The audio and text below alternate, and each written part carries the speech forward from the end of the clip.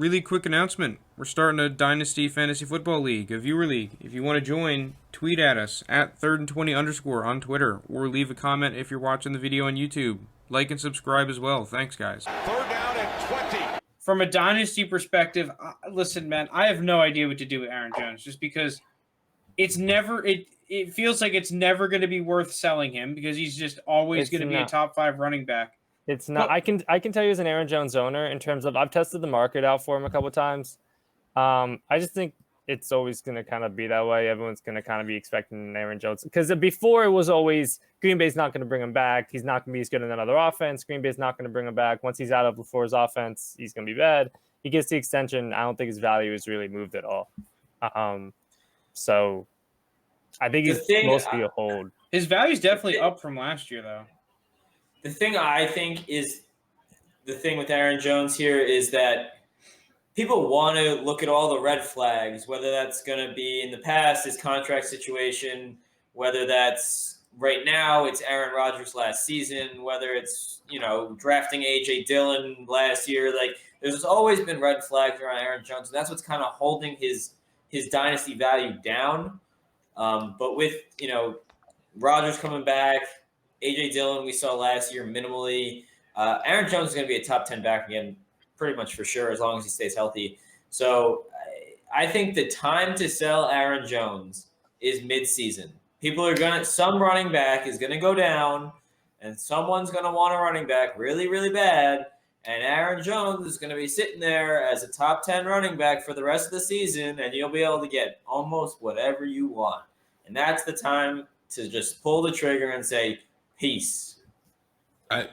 Current players on Keep Trade Cut that are ranked ahead of him, Ezekiel Elliott, CEH, Najee Harris. I'd rather have Aaron Jones than all 3 of those guys. So here's the thing I'll say with Aaron Jones, though, because, Lounis, I am also an Aaron Jones owner. I took him, me and Steed took him in the original Dynasty podcast team. We picked him up at pick 411 exactly. And his startup ADP is, like, from what I've seen, firmly in the 3rd round. And, dude, I've been drafting Aaron Jones in fantasy leagues for, like, the past 2 or 3 years. And I wasn't even a big Aaron Jones guy when he first started coming up. I thought Jamal Williams was better. But, dude, his price was always good. Now, right now, with Aaron Rodgers finally reporting to training camp, if you want out on Aaron Jones, now is the time. Because, listen, yes, I think he's underrated. He's a phenomenal player. But he is finally getting credit. The past two, dude, he went after freaking Kenyon Drake last year, all right? That's underrated. Going in the 3rd round, around, like, just after guys like Antonio Gibson, is not underrated anymore. Maybe very slightly. But if you want out and you think that Aaron Jones is just an average back that's a product situation, dude, like, now is the time, because you can argue, hey, Aaron Rodgers is back. He's a locked and loaded, basically top 5 running back in terms of fantasy points. Like, now is the time to sell if you want it. If you're selling Aaron Jones, what would you want if you were to sell him this offseason? Because I don't think you're going to get what you want to get.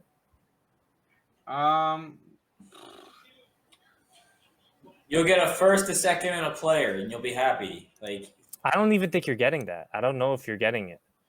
I think that you could trade him for, like, a D-Hop. No. Probably not. You're pretty close, I think. It's close, but I don't think so. Maybe not straight up, but you could definitely get Allen Robinson. Yes. Probably, yeah. I just think that you can transition him into a receiver.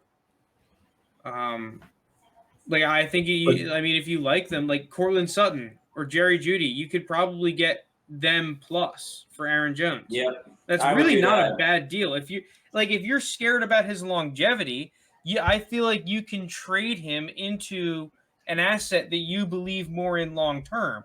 Not necessarily that, like, if you're a contending team, dude, I would keep him because he's a phenomenal running back. He's going to score a lot. But if you're worried about maximizing value, well, maybe you just take the mulligan 1 year and say, I'm going to maximize value, get a draft pick and a good young receiver or a stable veteran receiver that has a good 3-year outlook. It's not guaranteed that Aaron Jones is going to fall off a cliff, but Dude, I'm an Aaron Jones owner too, Lounis. I don't like whatever's going to happen after Rodgers. I'm very scared of that.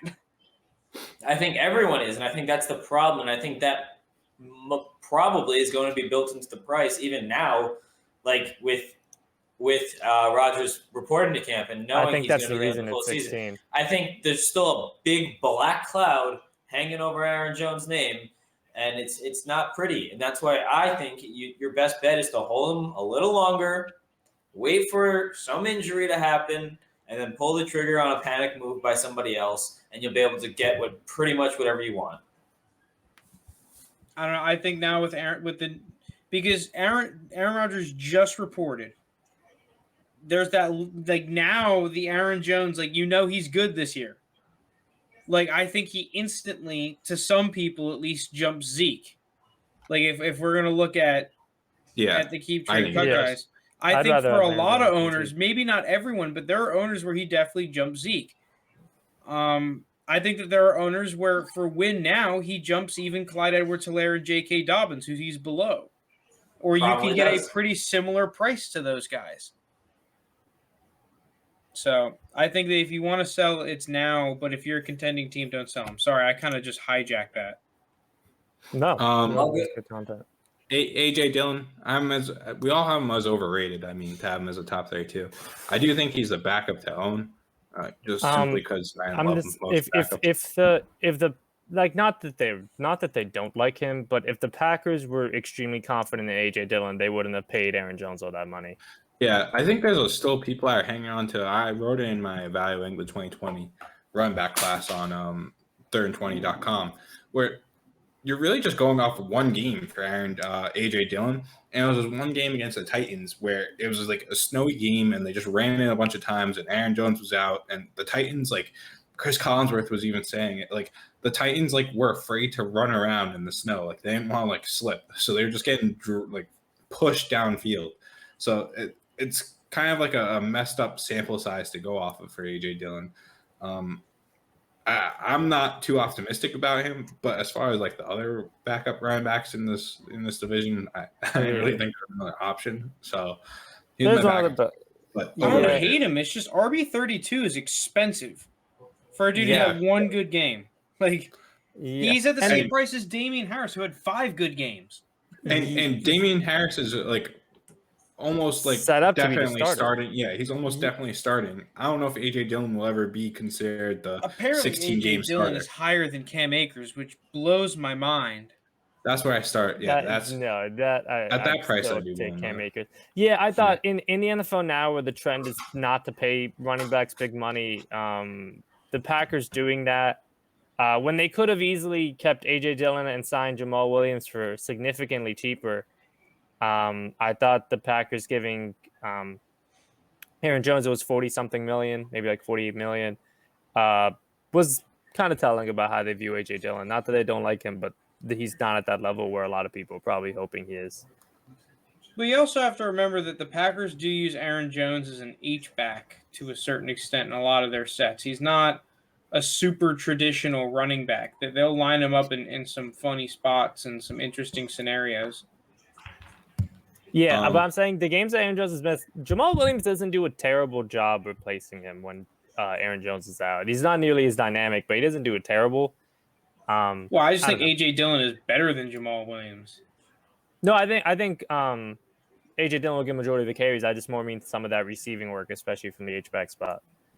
But yeah, I don't know. All right, so Kylan Hill, Dexter Williams, other two. Kylan Hill, rookie. Both we all said across the board. All right, Vikings. See you later. Dalvin Cook, running back 3. We all have the overrated. Yeah, but he's gonna be a top 5 back. It's more just he's quote unquote overrated just because we had to pick over or under. Yeah. And like I said, if I had to move him up, I don't think I could, but I could move him down if I wanted to. I think he's properly valued at this moment. Yeah, he's a top 5 dynasty running back, to sum it up short. Jake, you have Dalvin Cook in our league. Do you think you would be able to trade Dalvin Cook straight for some of the guys ranked below him? I'll throw you out the names right now. Dalvin Cook for Kamara straight. Do you think you could get that done? Yeah. He could get that done, but I don't. You can get that done. I wouldn't do it, but I was gonna say I don't think you can. Like Dalvin Cook for Saquon straight. I don't know if you can. For Saquon, maybe not, but for Kamara, I'd rather have Cook. Yeah, you want to know the annoying truth about Dalvin Cook? What? Dalvin Cook is not a top 5 running back in the league in terms of talent. He's just not. I think he's damn close, but I think that CMC, Saquon, Kamara, Chubb, and then I think the last one's Henry. I think that they're just all more talented than Dalvin Cook is, and to a certain extent, Dalvin Cook is a product of a really good opportunity. Not that he's a bad player. I have Dalvin Cook in one of my leagues. I think he's a good player, and I'm not necessarily saying that you should panic sell him or anything. It's just I think he's more of like RB6 or 7 than he is RB3 in terms of pure talent. My argument is that if you put Nick Chubb on the Vikings, he has just as good of numbers as Dalvin Cook. It's just the Browns aren't trying to give Nick Chubb 1,000 carries a game. They are interested. I mean, partly it's because they have another super talented back in Kareem Hunt. It's just Dalvin Cook, he's in a great situation. He has the volume. He's in a good offense. Like, all the stars kind of align. That is part of Dynasty football, is where you're playing. Yeah, but things change quicker than talent does. I mean, the talent difference to me is sure to make a good argument. Sure, he's running back 6 compared to 3. Okay. He's still a top 10 talented back in the league. It's not like you're saying he's a top. He's like 20th. Dude, if he's not top 5, he's top 6 or 7. I don't understand. That is a pretty big jump for me. Going from RB3 to RB6 or 7 is like a pretty massive value jump for me. You go from being one of the top running backs, giving you the peak competitive advantage at the position, to just being an average RB1. But that's the thing, is that he produces at an RB3 pace, despite I'm just saying. For 1 year, he has, basically. Two full years of being top 5. You're not helping the argument that some commenters have been saying, Jake, where you only defend your guys. I'm with Jake on this. I don't think this is a crazy take. Yes, I have Dalvin Cook, but Dalvin Cook's a flat out stud. If you want to say he's the 6th most talented back in the league, sure, but fantasy isn't based on talent. There's plenty of receivers that are very talented that don't put up fantasy points. He's a 25-year-old running back who does benefit a lot from a good situation where you have like a lot of young up-and-coming guys who are about right behind him, where if I could pivot off Dalvin Cook to one of those younger guys, plus I would do that, unless I really thought like this was my main. The guys you just named in Kamara and Barkley, those aren't even the guys I'm pretty talking much about. The same age. Those aren't even the guys I'm talking about. I'm talking about the J.K. Dobbins, the DeAndre Swifts, the Antonio Gibsons. Sure, if you wanted to do that, go for it. I think Dalvin Cook provides a much more. Dude, I think he provides a stronger advantage. Well, you're the guy who preaches sell too early before too late. I think this is perfect sell too early time. Dude, sure, you're right. It is, but that wouldn't be my move to go to those guys. I just don't like those guys as much as you do. So it's very understandable. He's so and he's only had 2 seasons with over 200. He's only had 2 seasons with over 150. No, 2 seasons with over 200 total touches. The other 2 seasons he got injured. Like if he gets injured again this year, what happens to his value? Where's his value? You're right. Yeah, the thing is, you're not going to be able to do this. I'm not going to deny this. JT was saying earlier is that you're not going to be able to go from Dalvin Cook to Kamara, Saquon. I mean, you could do Henry, but yeah, I mean that doesn't make any sense. You can get Kamara. You could do Chubb, but like, is it like I'm not sure most people are going to want to do Cook for Chubb straight up, giving up Cook. I would, but I'm probably not going to get anything on top for me to make it worth it, aside from me just liking Chubb more. Listen, the red flags are there for Dalvin, and I do preach trade, sell too early rather than too late. And this is the prime time to sell Dalvin Cook, coming off 2 top 5 running back seasons, and you could probably get a whole lot. So I'm not going to say it's a bad move at all, but I do think Dalvin Cook is properly rated at running back 3 currently. That's all I'm saying.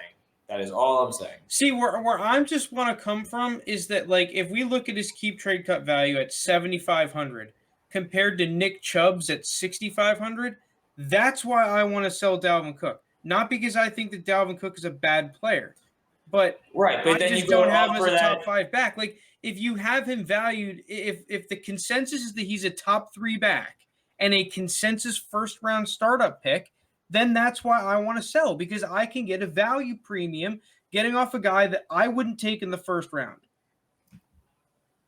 He is currently that's kind of my argument. First round startup too.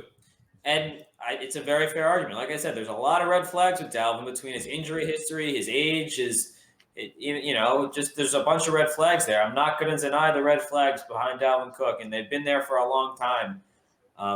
But if you can get a guy like what Frank said, and you can get Chubb plus another, high draft pick or another high caliber player, I think that's worth it. I like Nick Chubb. I would do that. To kind of wrap this all up, I'll give you guys like this trade, and you tell me yes or no. Jake, you have Dalvin Cook.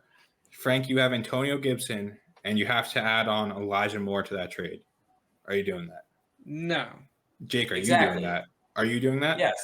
Yeah, sure. So, but that's what Keep Trade Cut's currently saying, that you could get an Antonio Gibson and an Elijah Moore for Dalvin Cook. Right, and that's what I'm saying. But that's the haul you have to get. I think you'll be hard pressed to find the Antonio Gibson owner that's like, yeah, I'm going to tack on my high end second round pick here.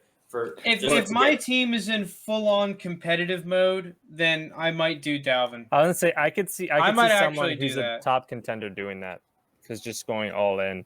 Well, you're also taking a guy. I think the Antonio Gibson's overrated too.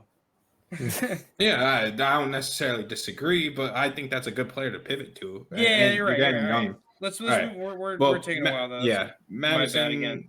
I think someone. I'm the only one who likes Madison. I kind of want to. I want to look He's into not players a top that 50 don't running start. back. I want to look into players like Frank was talking about with quarterbacks. Like I want to look into players that don't start for 2-3 years at the running back position and see what they end up being.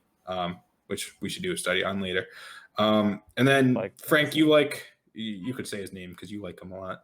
I like him too, but Keenan Wongwu? No, I don't really love Keenan Wongwu. I just think that I hate Madison enough that if I could get Wongwu for free, then I'd take him. Okay. I think Nwangwu's a really interesting player for a lot of reasons here. Just because he tore his Achilles at school, so I think it seems to be in the news a lot recently with Cam Akers, and he came back and posted a 4.3 at his combine and had an amazing. He tested really well, jumping wise, and all that kind of stuff. He's a guy that was behind Montgomery at Iowa State, behind Breece Hall at Iowa State. This guy has really never had a opportunity as a running back. He was an all Big 12 player as a kick returner. He's a super athletic guy, and I think he's a guy that if Dalvin Cook were to go down, I think he would get a bigger chance than a lot of people would give him credit for. So I have him as the backup to own in this division, actually. I don't know. We'll see what he ends up being. I said he's underrated at that price, just compared to everyone else. It's underrated at that price, but I'm not at the price Cam Akers currently is. I think I would. All right, let's just move on. This one we kind of beat into the ground at this point on this pod. Just the constant back and forth of my DeAndre Swift love versus all of your guys hate. I just can't go. I only defend my own players. He's the only one that I go to bat for every single time. I just can't go as high as 8. That's my issue. I like him. I could go as high as 5. You are crazy. I'm not. I've said that I've been so consistent on this fact since before I even had DeAndre Swift. I was saying he's a top 5 back. It's just the hate towards DeAndre Swift. Tell me when DeAndre Swift kicks in. CMC, no. Jonathan Taylor, no. Dalvin Cook, no. Well, as far as dynasty wise, from a dynasty standpoint, I don't think he's as talented as Dalvin Cook right now. But he led the rookies in targets. He's 4 years younger. There's a lot going in DeAndre Swift's favor than Dalvin Cook. He was one of the guys that I said I would pivot from Dalvin Cook. I'm not. If Jake came to me one-on-one, I'll give you Dalvin Cook for DeAndre Swift straight. I'm saying no. I mean, it doesn't help my team.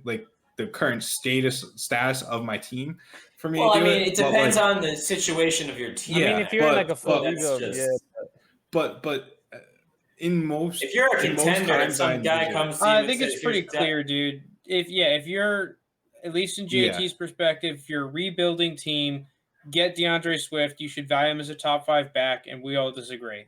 Let's move on to Jamal Williams and Jamar Jefferson, because I think this is the more interesting discussion of because Jamal Williams is priced as if he has a possibility of being somewhat relevant, and Jamar Jefferson is priced like as a relatively 64 is not a terrible price, to be completely honest. Like, that's a relatively not a high price, but like he's a drafted player in the 4th round of your draft probably.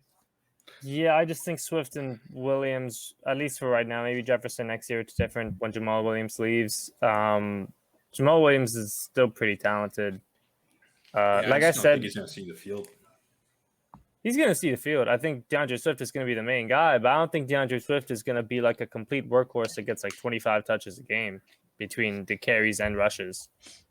I just don't like. All right, maybe the maybe the lines are down. I think DeAndre Swift is going to kind of get similar touches to what Kamara got in New Orleans.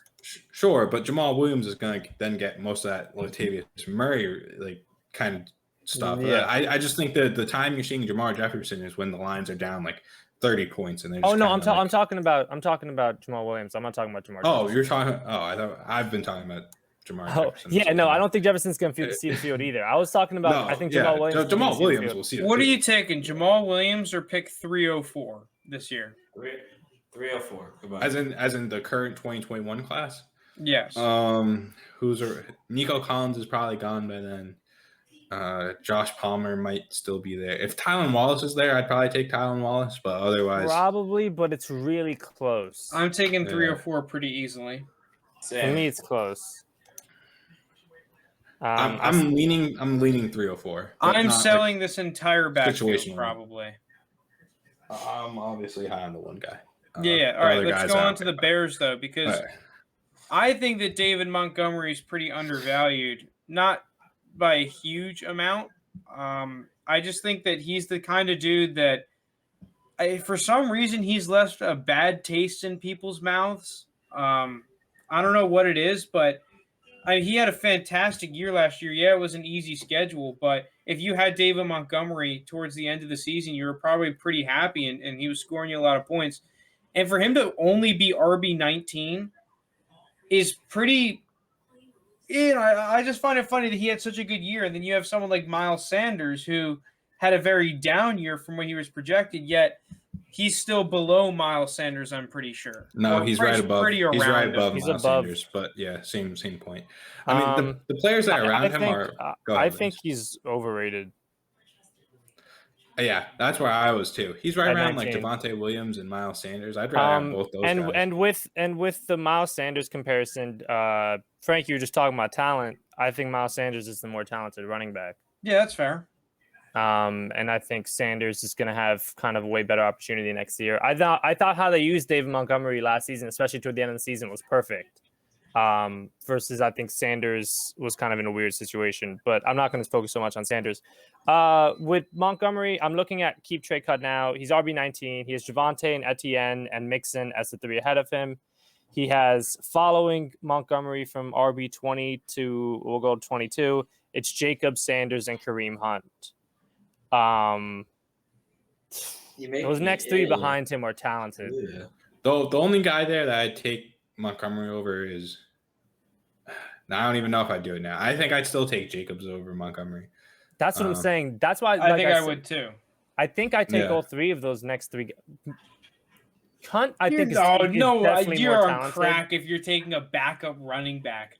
With Hunt, that's true. I'm looking at Kareem Hunt's talent. I think Kareem Hunt's still, like, in terms of running backs in general in the NFL, probably top 12 most talented back. He has 1 more year in Cleveland. He signed a 2-year extension. Wait, you think Kareem Hunt's a top 12 talented back? I think you can make a case for him. He's very talented. Maybe top 15.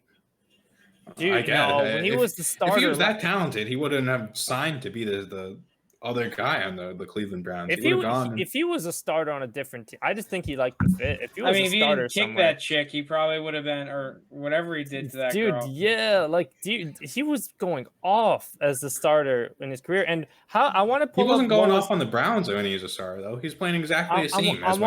I want to see the games how he did with no Nick Chubb, but it's the same. No, Lounis, you could. If you want to argue about having good stats, well, David Montgomery kind of just destroyed him last year. So I don't understand what you could go from the talent thing. Kareem Hunt is not a top 12 talented back, but I don't think David Montgomery is either. All right, top 15 maybe, but David Montgomery and him are close. They're the two close ones, but I'd still have all those other guys above Montgomery. I think he's fine. He's actually if you need that third running back, to really boost your depth and team, I think that's a great spot for him. But if you're going into the season with him as your RB2 and you think you're gonna go and compete and win the championship, I still really like Montgomery. It's just how much. Well, I think part of it is that all the running backs in that tier from 16 to 22 are all good, undervalued players. Yeah. I think that's part of it. No, I agree. Yeah, well, they're all the guys that they're solid, but they're not the young, flashy guys. They're not the top cream of the crop guys. So they're kind of just except for Javonte, because we all think that Javonte's a stud and is undervalued. So kick him out because we would all have Javonte probably around the top 15 running backs in all of Dynasty, or maybe at 16, right? Right around there. I think David Montgomery is maybe he's not necessarily super undervalued on what number he's ranked. Because, I can see a great argument for Miles Sanders or Josh Jacobs. I probably have Montgomery ahead of Sanders behind Jacobs. But I think that all three of those guys, including Montgomery, are just really good buys at their price, especially for JT's point. Dude, if you need that third running back, whether they're RB2, RB3, if they're just in the mix for your RB2, RB3, right? Obviously, if he's clearly your RB2, then that's a problem. But if you have Miles Sanders and someone else, and then you go and add David Montgomery, that's perfect. Then you have two RB2s. That both are capable of finishing as a higher end one.